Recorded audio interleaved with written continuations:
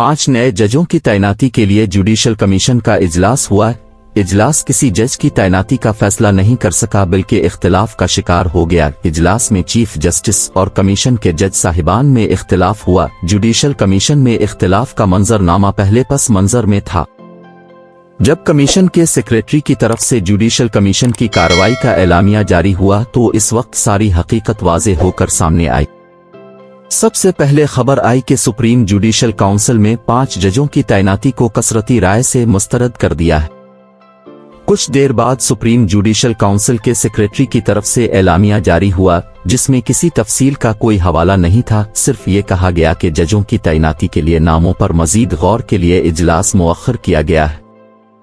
इख्तिलाफ की हकीकत इस वक्त सामने आई जब जस्टिस काजी फाइज ने चीफ जस्टिस और सुप्रीम जुडिशल काउंसिल के अराकीन को खत लिखकर कमीशन के एलामिया की नफी कर दी। जस्टिस काजी ने खत में लिखा, प्रेस नोट में जुडिशल काउंसिल के इजलास से मुताल्लिक बिल्कुल मुख्तलिफ बातें लिखी गई हैं।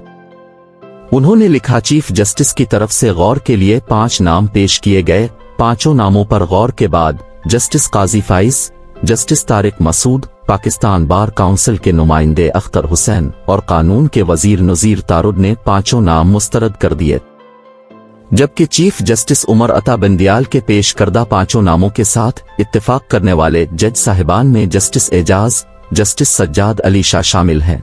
रिटायर जस्टिस सरमद जलाल उस्मानी ने चीफ जस्टिस के पेश करदा 1 नाम से इख्तिलाफ किया और 5 नामों से इत्तेफाक किया। जस्टिस तारिक और जस्टिस काजी फाइज कहते हैं, हमने पेशावर के जज का मामला मुअख्खर करने की तजवीज़ पेश की, जिस पर अटॉर्नी जनरल अशतर औसाफ और वजीर कानून आजम नज़ीर तारुद ने भी इत्तेफाक किया। इससे वाज़ेह हो गया कि जुडिशल कमीशन ने चीफ जस्टिस के तजवीज़ करदा 4 नामों को मुस्तरद कर दिया है।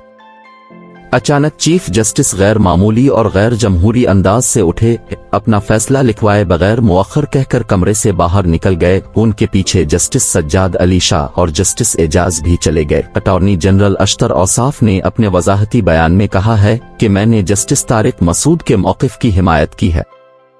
उन्होंने साथ वजाहत की है कि बेहतर होता कि पहले जजों के नामों की मंजूरी और मुस्तरद करने के कवायद बना लिए जाए।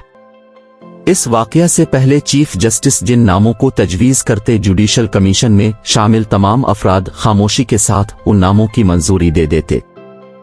अलबत्ता जिस वक्त जस्टिस आयशा की तैनाती हुई, इसमें कमीशन में 4 वोट जस्टिस आयशा के हक में और 4 वोट उनकी मुखालफत में आए थे, जिस पर चीफ जस्टिस ने इजलास मुअख्खर कर दिया था। पूरे मुल्क में बार काउंसिलों ने हड़तालें की।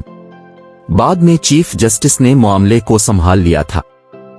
हड़तालें इस वजह से हो रही थीं कि वकला तंजीमें समझती थीं कि जस्टिस आयशा सीनियरिटी के कवानीन और कवायद पर पूरी नहीं उतरती थीं, लिहाजा उनकी सुप्रीम कोर्ट में तैनाती कवायद के उसूलों के खिलाफ है। आइए नाजरीन, पाकिस्तान में जुडिशल कमीशन की हिस्ट्री का जायजा लेते हैं। 18वें तरमीम से पहले जजों की तैनाती इंतजामिया के आर्डर और मशवरे के जरिए होती थी। मुख्तलिफ बार काउंसिल्स ने कई बार करारदाद पेश की, क्योंकि वकला चाहते थे तमाम स्टेक होल्डर इसमें यकसा तौर पर शामिल हों, जिसमें बार काउंसिल, जुडिशरी, इंतजामिया और पार्लियामेंट भी शरीक हो। 18वें तरमीम के वक्त जुडिशल काउंसिल तो वजूद में आ गई, लेकिन पॉलिटिशियन ने पार्लियामान की एक अलग कमेटी बना ली जिसमें पॉलिटिशियन की अक्सरियत थी। इस अक़दाम पर जुडिशरी ने पार्लियामेंट को मजबूर करके 19वीं तरमीम मंजूर करवाई, जिससे सुप्रीम जुडिशल काउंसिल में जजों की अक्सरियत हुई और पार्लियामेंट के नुमाइंदों की तादाद कम हुई है। अब 4 जज, 1 चीफ जस्टिस, 1 रिटायर जज, 1 वजीर कानून, 1 अटॉर्नी जनरल ऑफ पाकिस्तान और पाकिस्तान बार काउंसिल का नुमाइंदा शामिल होता है। इस तरह जजों की तैनाती कसरत राय से मंजूर हो जाती है। पाकिस्तान की मुख्तलिफ बार काउंसिल्स के मुताबिक जजों की तैनाती के कवानीन में मजीद तरमीम की जरूरत है। काउंसिल्स 2013 से जुडिशल कमीशन को लिखकर मुतालिबा कर रही है कि तैनाती के कवानीन के कवायद बनाए जाएं। चीफ जस्टिस की सरबराही में कवानीन बनाने के लिए कमेटी बनती है, लेकिन चीफ जस्टिस कमेटी इस वक्त बनाते हैं जब वो रिटायरमेंट के बिल्कुल करीब होते हैं। यूं 2013 से लेकर अब तक इसी तरह वक्त बर्बाद हो रहा है, लेकिन बार काउंसिलों की तजावीज़ पर गौर नहीं हो रहा। قوانین بنانے کے لیے کمیٹی چیف جسٹس اپنی تعیناتی کے ابتدائی دنوں میں بنا دیں تاکہ جس طرح اب پیچیدہ صورتحال سامنے آئی ہے مستقبل میں ایسی صورتحال سے بچا جا سکے۔ جسٹس قاضی فائز کا نام لیا جا رہا تھا کہ ان کو کمیٹی کا سربراہ بنا دیا جائے۔